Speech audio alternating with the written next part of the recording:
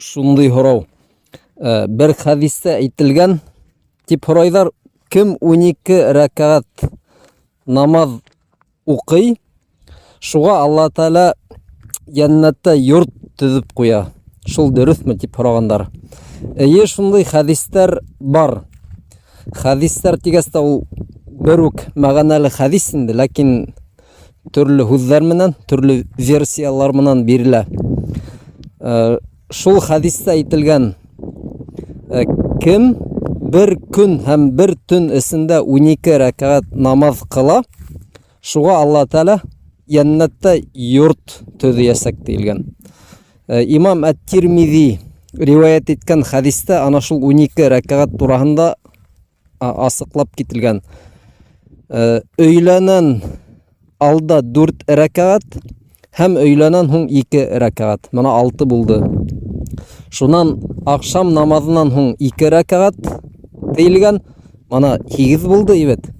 Шунан төнгө намаҙҙан һуң ясту тип атайбыҙ. Ғәрәпсә Айша тейҙәр инде. 2 рәкәғәт. Мана 10 рәкәғәт булды бит инде. Һәм тей иртәнге намаҙҙан алда 2 рәкәғәт. Шулай 12. Ҡыҫҡаһы, Имам Әт-Тирмизи китерелгән хәдистә ана шул 12 рәкәғәттең ҡайһылары икәне һөйләп кителгән бит инде. Бында апай һорай, иртәнге намаҙҙан алда 2 рәкәғәт ул тәһәҗҗүд буламы? Юҡ, ул тәһәҗҗүд башҡа. Тәһәҗҗүд тураһында әйтелмәй. 2 рәкәғәт сөннәт. Иртәнге намаҙҙың сөннәте. Былар бөтәһе лә раватиб дип атала. Яғни, Пәйғәмбәрбеҙ саллаллаху алейһи ва саллям һәр ваҡыт ҡылған ошо 12 рәкәғәт намаҙ. Улар айырым иҫкә алынған. Айырым.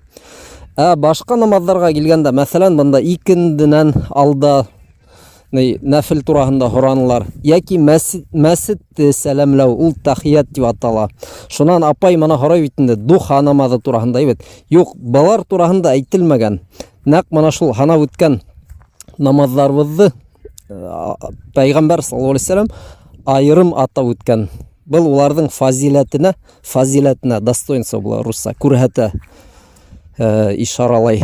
Шуға ошо намаҙҙарҙы бигерәк тә яҡшы һаҡларға кәрәк.